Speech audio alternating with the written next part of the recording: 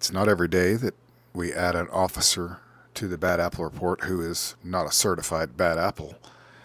But we have done it a few times here recently, and this is certifiably not a bad apple. Nice person, aged 30, who lost her life. NYPD officer 30 getting nails done for a wedding. She was killed in a deadly salon crash. The driver was charged with DWI. A recently married NYPD officer was among 4 people killed Friday when an alleged drunk driver smashed his minivan into a Long Island nail salon, officials and sources said. This is her. Police officer Amelia Ren Haack, aged 30, had stopped at the salon to get her nails done for the wedding of another cop later that night when authorities said Stephen Schwally of Dix Hills careened his car into the storefront, trapping people inside. Schwally was allegedly driving aggressively and yelling at people from his car before the crash, according to a source. Okay. Now, we don't know anything about this officer or her officer buddy, but we do know that she has lost her life at a young age for something that was of no fault of her own. A 12-year-old girl was among those injured, said officials, who have not publicly identified the victims. 9 others were also hurt. Ren Haack, a 6-year NYPD veteran, was herself a bride in September, marrying fellow officer Detective Carl Ren Haack.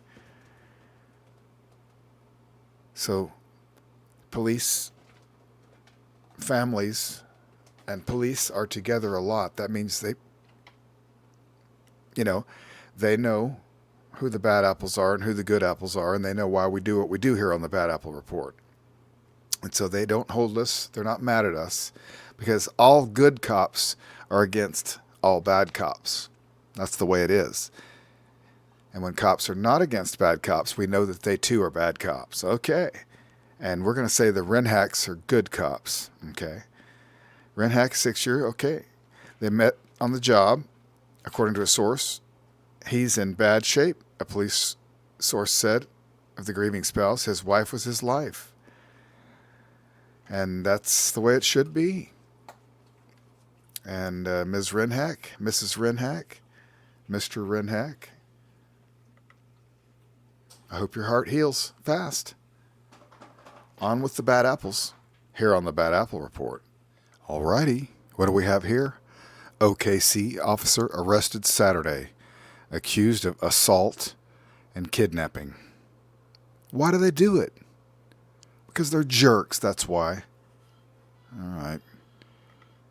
Let's see. An Oklahoma City officer was arrested and booked into the McLean County Jail on Saturday, accused of a number of offenses, including that thing, kidnapping, and domestic assault and battery. That thing, by the way, rhymes with grape. Okay, and look at this guy.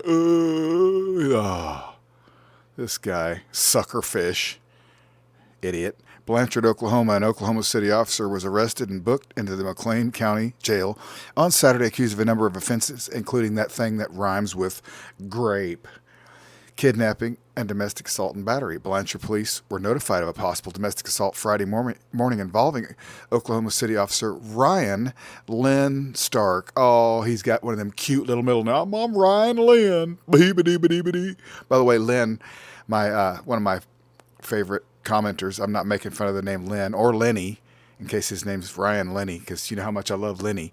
Okay, after interviewing the victim, police learned that Stark was driving with the victim in his police vehicle after leaving a restaurant Thursday evening when the victim said they did not want to go to his home, according to a probable cause affidavit. Uh-oh, Mr. Can't Take No for an answer. Rawr! Stark reportedly became upset and tried to grab the victim's cell phone as he pulled into his driveway, according to the affidavit. Oh.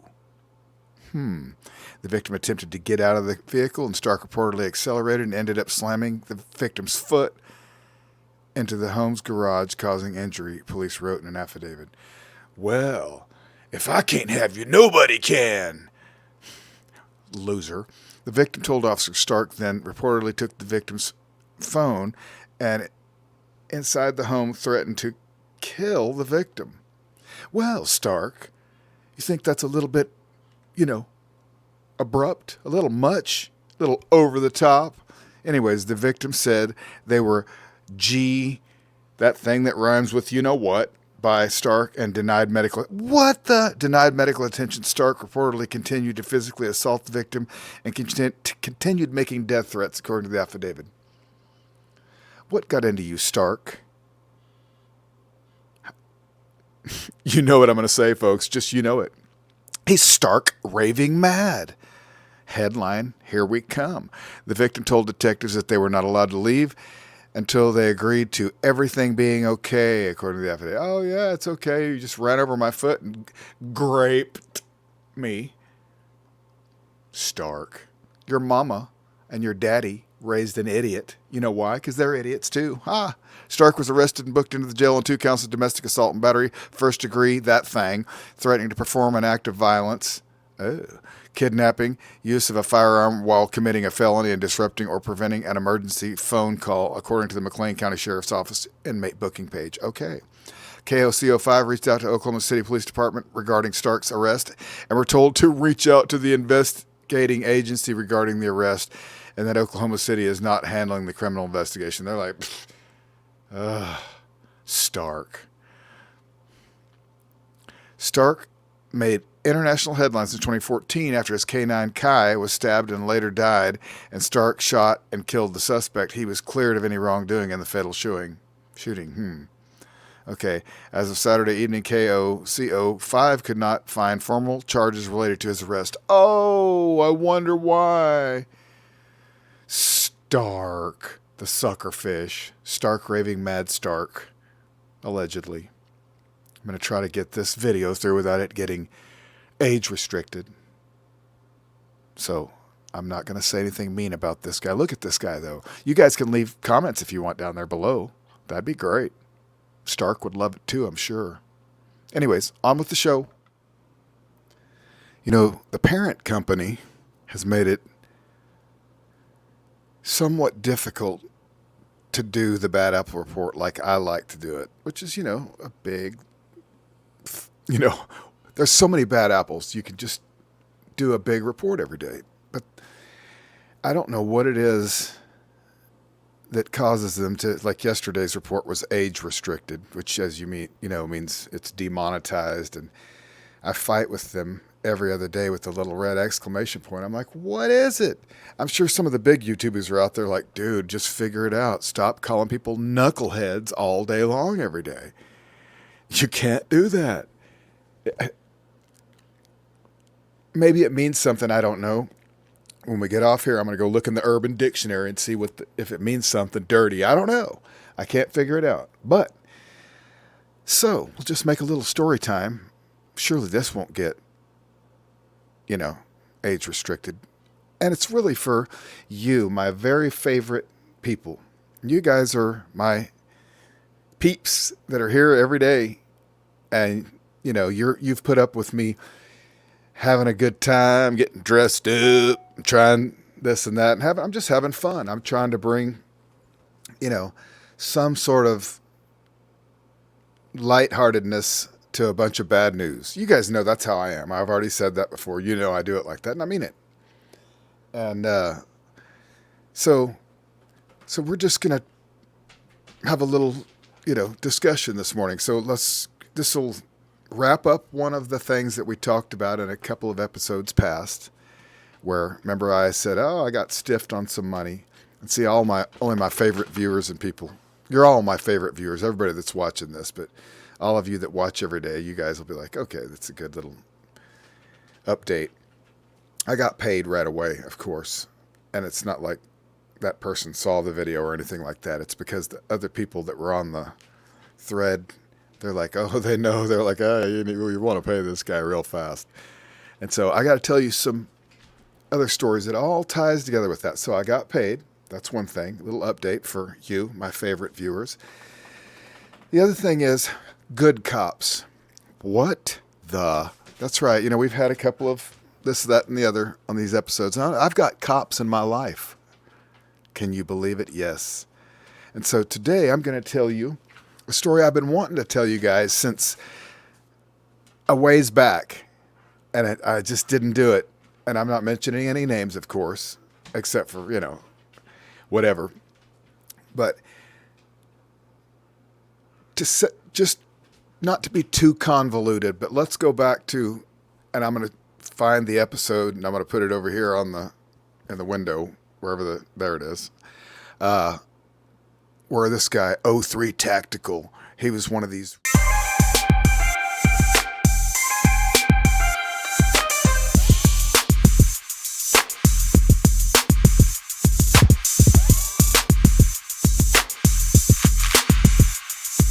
Anyways, so that guy, I wanted to tell you the story way back then. Okay. And you're like, what does this have to do with a good cop? Well, a couple of the good cops in my life, this one in particular, I've known since a decade or more before they became a cop. Okay. And so this was about a decade before this good cop became a cop. How do I know he's a good cop? Again, because when you know somebody, you just know somebody, as you know. Okay, I know it's kind of convoluted, folks. How did the 03 Tactical guy get into this story? Well, I assumed that he was one of the soldiers that was in the audience of a gig that I did in 03. Okay, with this good cop that I'm going to tell you about. He was on the gig with me. He's a great guitar player and a great background singer. But even before that, it was when Governor What's-Her-Face said, oh, I was in the DMZ and talked to Kim Jong-un, that I first wanted to tell you this story of me. And it was all about how do I break the news to the audience that there are some good cops out there, you know. And I know you know it. We have fun painting with a broad brush on the Bad Apple Report. But all the way back to the story. Okay, here it is, you guys. And this is for you, my favorite viewers, and I hope it doesn't bother you that I ramble on because, hey, I think you'll like the story. Maybe. I don't know. Now, the end all of it being about the good cop is that he's the acoustic guitar player and singer on this gig. That's it. I'm not going to talk about him at all, except for that he's great. His wife's awesome and his daughter's awesome. And they're just wonderful people. Family man, blah, blah, blah. But here's the great story. 03. It was the day before the war began. That's right. And the artist that I had been working with at the time, his manager calls and says, we're going to South Korea tomorrow. And I'm like, oh, well, make sure and have my cash money for the last gig and for this gig waiting for me at the gate. And that's where it tied into the getting paid and everybody going, just pay the guy, okay? You're a lot better off because everybody knows I'm not bluffing. And even back then in 03, this manager and everybody that would have ever been privy to this information would have known that I wasn't bluffing. And thusly, of course, my money was waiting for me at the gate. All right. Okay, so on with the story about the 03 Tactical guy and the good cop. And this is just kind of a funny story. It has to do with what's going on here with YouTube, with me also, and the censorship. And maybe I don't know when I rumble too long and say things I shouldn't say. Okay, we were playing in the DMZ. That's right. For 4,500 troops that the next day we're going to be invading Iraq for the first time. Okay. We get to Korea. We get our hotel in the Hyatt overlooking Seoul. And I'm thinking, well, this looks, like some kind of a apocalyptic, futuristic. I didn't like it. Too many people. Anyways, we cruise on up to the DMZ about an hour away. We get up there. We meet General McChrystal. That's right, Stanley McChrystal, which at this time, well, we didn't know who he was, right? He wasn't famous. Nobody ever heard of him. He's just the main dude overseeing the Iraq operations. Okay, so McChrystal, we're all standing in a line, and he tells us this little story. It's just the band and him and a couple of other military people, And he's pointing out here to this golf course, and he said, "Do you see this? This is where we play golf. This is the most dangerous golf course in the world. There's more munitions pointed at this than anywhere else in the world." And I'm looking over at the manager like, "You think you might have ought to told us where we were going before you?" Anyways, so I'm a joker. That's how I am, folks. I'm always shooting from the hip. I'm a one-take wonder. I hate to say it. That doesn't mean I'm good. That just means I'm done. But when it comes to this little event, as we all got to, shake the commander's hand, and he's giving us all a coin, a little tassel and stuff. The manager, rest his soul, he passed away a couple of years ago. And, anyways, good guy. But he introduces me to Stanley McChrystal as a commie. This is the commie. And I'm like, whoa.